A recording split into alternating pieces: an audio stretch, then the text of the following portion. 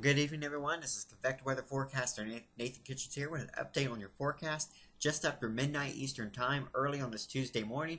Let's take a look at the current alerts across the country. We do have a lot of freeze warnings and frost advisories here across the southeast. And now you may wonder, why are those advisories not extended farther north? Well, that's because the growing season technically hasn't begun for areas farther north across portions of the Ohio Valley and into, of course, the Great Lakes in that area. Growing season technically has not begun yet. Even though we have seen a little bit of growing, the growing season has technically not started, so that's why we do not have those advisories in place for those areas. Red flag warnings here across parts of the central and southern plains here, where we do have an enhanced fire danger for Tuesday, and winter storm watches in place across portions of southern Minnesota through parts of central Wisconsin through Michigan. We're expecting a sizable winter storm to impact that area for the middle part of this week, with some pretty hefty snowfall totals on the way for that area. We had some snow this morning across parts of the East Coast here in southern New England. Has some decent snowfall totals this morning. Take a look at our snowfall analysis here. I believe Boston had about 3 inches of snow this morning. Temperatures this afternoon were able to recover into the middle 40s, so a lot of that snow just melted away, up to 6 inches or so here in southeast New Hampshire. So it's a decent amount of snow, but certainly, really, this is nothing all that impressive. I've seen bigger snows this late in the season, so really this wasn't anything too impressive, but still. Definitely a kind of a snowy and cold morning here on this first, well, I guess technically first full day of spring, even though yesterday spring began at just after midnight, I believe.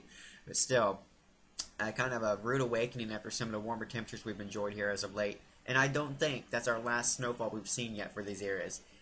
I'm looking at the long-range models, and even in April, there are just too many signs there that we're going to get some cooler troughs coming in, and I definitely think we're on the potential there to see if maybe a couple more, at least, snowfall events to go through for this area. So I don't think we're done just yet. I really don't. Okay, so let's talk about the forecast here over the next few days. First, let's kind of just take a quick look at the radar. That storm that we had this morning, that's pushed out. We have a few snow showers here across parts of upstate New York. Quiet. It was really quiet today across the central part of the country. Just nothing but sunshine. Great weather in place. And also, we're going to be watching, of course, the West has some active weather. We're going to be watching that active weather development here across the central U.S. here over the coming few days. We're going to see a nice storm system developing, very potent one, and that's going to spread that big storm, late season snowstorm, across the upper Midwest and into the Great Lakes region. So let's look at the models here over the next few days. I'm going to show you the NAM computer model. Let's kind of go step by step here instead of just kind of go through for tonight and into tomorrow. We have a chance for some snow showers to start breaking out here from the northern Dakotas here through parts of the upper Great Lakes here as we head into our day on Tuesday. And also, we're going to begin to see our storm system developing here across portions of Wyoming. You can see that 995 millibar low pressure. That's a pretty potent low pressure. Certainly spreading some showers through here. And also notice a very strong area of high pressure down across parts of the southeast. We're going to see a very strong pressure gradient setting up. See where these isobars are very tightly packed? That's indicating where we have very gusty winds. Between that high and low, a tight pressure gradient sets up. That's going to be ushering those warmer temperatures coming in from the southwest, but also we're going to see windy conditions and that enhanced fire danger. Even here across parts of the Ohio Valley, we'll be watching for that as we head into the day on Tuesday. And again, that storm system developing here in the lee of the Rockies. And as we head to Tuesday night, there's that storm, 992 millibar low, moving into Nebraska. See that precipitation really starting to develop here, the green representing rain. And see some snow here on the colder side of things. And it's really once we get to Wednesday through Thursday, that's our time frame of this major winter storm that will be taking shape here. Early Wednesday morning, we're going to see some heavy, heavy snow across parts of South Dakota here, according to the NAM model, into parts of Wyoming and Colorado. Early Wednesday morning, waking up to some snow falling out there. And boy, there's going to be some heavy snow coming down Wednesday across parts of South Dakota through Nebraska here. Wednesday afternoon, that snow will be falling here across southern half of Minnesota, throughout central Wisconsin, and even starting to extend into Michigan.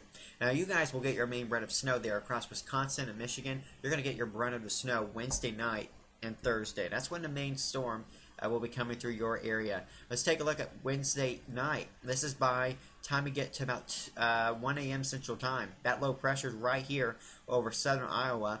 Heavy snow stretching from the northwest part of the Buckeye State. I'm thinking of Ohio. Okay, Iowa, the northwest side of Iowa there, throughout central Wisconsin, and northern and even perhaps central Michigan, getting in on that heavy snow. That's at 1 a.m. Central Time. And as we head into Thursday morning, we're going to see very heavy snowfall here across central Wisconsin. And if anything, I think the NAM model might be a little too far north. This model has a bias to be a little bit too far north and west with these storms, a little far out, because the NAM model, it's a short-range model. Typically, anytime once we get past 54 hours, it's not always the best model to look at. And I don't really like to say I have one particular model I look at.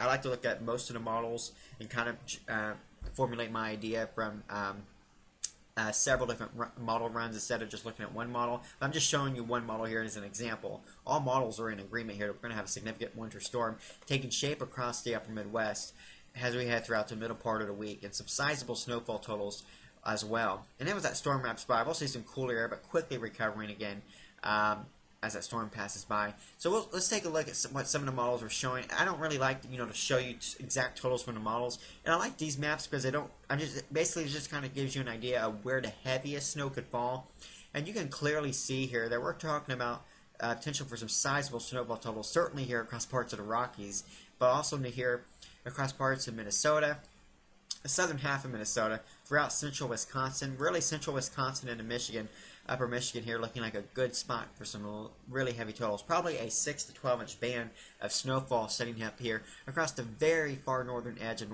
Iowa through southern Minnesota. And that band of 6 to 12 inches goes right up into north central and northern parts of Michigan as we head into Wednesday through Thursday time frame. Well, so what is the National Weather Service saying as far as our totals here? Let's look at the probabilities from the NOAA Weather Prediction Center. This is a probability for at least 4 inches of snow from the time frame Tuesday evening through Wednesday evening. And you can see the blue, any areas in the blue where we have that slight risk for, or I should say at least a 10% chance of 4 inches or more. Once you get to that moderate risk here, across the green shaded areas, that's where we have at least a 40% probability of receiving 4 inches or more of snow. Red representing where we have at least a 70% chance. Okay, so let's go forward here to Wednesday evening through Thursday evening, okay? Again, like I said, Wednesday through Thursday, that's our main time frame here, from parts of Wisconsin, from Iowa to southern Minnesota through Wisconsin and Michigan. That's our main time frame. Wednesday night is going to be your big night for heavy snow. And red represents the areas where we think there's a high risk for at least 4 inches of snow. And again, like I said, there's going to be some areas getting 10 to maybe 12 inches out of the storm in some spots. More likely just a widespread swath of, say, 6 to 11 inches with localized higher totals across this area. The exact track of the storm is still uncertain, and that's going to play a role in our exact totals from the storm. So I want to go back here and kind of show you our temperature forecast for Tuesday as well over the next few days. For tomorrow, according to the 12-kilometer NAM, we'll have temperatures warming up here across the middle part of the country here, across the Ohio Valley, and even into the northeast, starting to see a nice recovery along the east coast. High temperatures tomorrow in the 80s across central and western Kansas, down through parts of Texas. And we're going to enjoy some mild temperatures even here in the parts of Michigan as well, ahead of your snowstorm coming your way. And as we head into Wednesday, start to notice a very tight temperature gradient setting up. Certainly here, you can see a very strong clash of the seasons here. Now this is really interesting. I think as we head into Wednesday, there's a chance that parts of south and west Iowa could be looking at temperatures well into the 70s. Meanwhile, northern parts of the state will be looking at a snowstorm. So how about the potential for 75-degree weather and a snowstorm all within the same state later on Wednesday afternoon? Crazy stuff. But I definitely think that's a possibility. So just kind of goes to show you the wild variations in weather just over a short distance with this type of storm.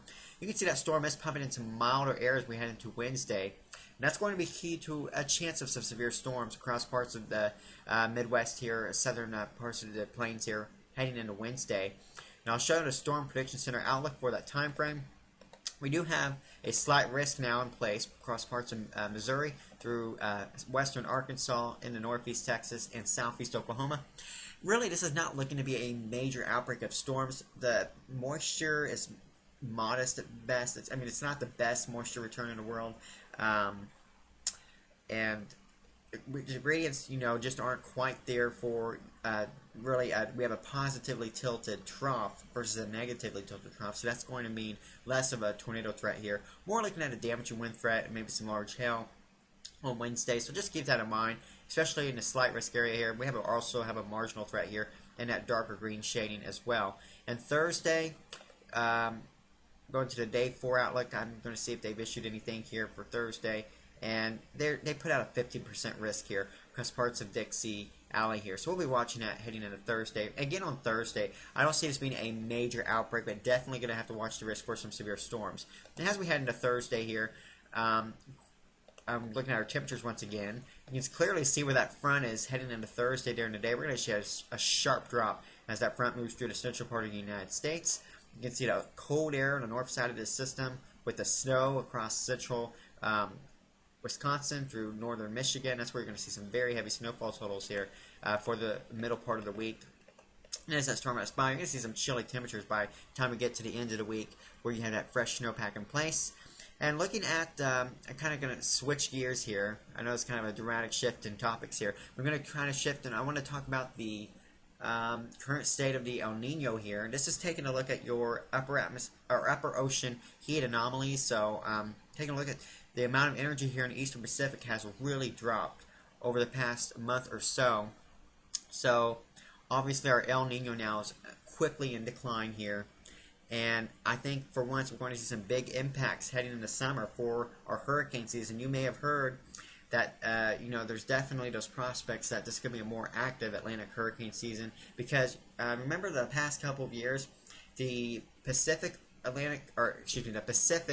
hurricane or tropical cyclone activity has been very, very high, very active for them over the past couple of years. And I think definitely this year we're going to be seeing a shift with more systems here in the Atlantic heading into summer. And of course, the more systems you have in the Atlantic, the better chances you have of of a storm making a landfall. Doesn't mean it will, but the more storms you can get to develop in the Atlantic, of course, the better chances of a landfall. And again, we were talking about this in my one of my meteorology classes about how long it has been since a hurricane has actually made landfall in Florida. It's kind of scary to think about. Talking about being due, we're way past time. We're just kind of just due for a storm to make landfall. And I'm not trying to sit here and say that it's going to happen, but it's kind of scary and just something keep in mind this summer. I don't want you to be scared. I'm just trying to say in general that I definitely think this could be a more active Atlantic hurricane season going forward, and we'll talk more about this in the coming months. Well, I think that'll wrap it up for this update. I appreciate you checking out our latest forecast. Thanks for watching. I'm going to try to post more updates as we certainly have an active several days on the way. Thanks for watching and have a good night.